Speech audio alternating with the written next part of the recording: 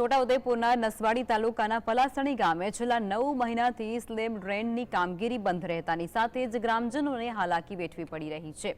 ત્યારે પંચાયત માર્ગ મકાન વિભાગના અધિકારીઓએ કોન્ટ્રાક્ટરોને સાથે રાખી અને અધૂરી કામગીરી પૂર્ણ કરવા માટે પ્રયાસ શરૂ કર્યા છે।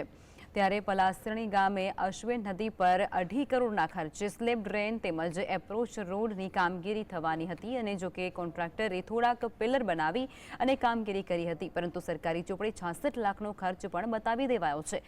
પરંતુ કોન્ટ્રાક્ટર છેલ્લા 9 મહિનાથી કામગીરી અધૂરી છોડી અને ત્યાંથી મૂકીને જતો રહ્યો છે, જેથી ગ્રામજનો પરેશાની વેઠી રહ્યા છે। પંચાયત માર્ગ મકાન વિભાગના અધિકારીઓએ 3 નોટિસ આપી, પરંતુ કોન્ટ્રાક્ટર જાણે કે નોટિસને ઘોડીને પી જતા હોય તેવું પંચાયત માર્ગ મકાન વિભાગના અધિકારીઓ મુશ્કેલીમાં મુકાયા છે। હાલ આપ જોઈ શકીએ છીએ કે કામ અધૂરું છે અને જે તે કોન્ટ્રાક્ટર 1 વર્ષ પહેલા આ કામને અધૂરું મૂકીને જતો રહ્યો છે। ફરી એ જ કોન્ટ્રાક્ટરને જો આ કામ આપવામાં આવ્યું છે તો એનું રીઝન શું જ માનવામાં આવે છે? કોન્ટ્રાક્ટર બ્રિજ ફરી પૂરો કરશે કે નહીં, હવે એ જોવાનું છે, એ તંત્ર જોશે। પણ અમોને તો હવે તકલીફમાં છે અને રહેવાના છે એવું લાગી રહ્યું છે।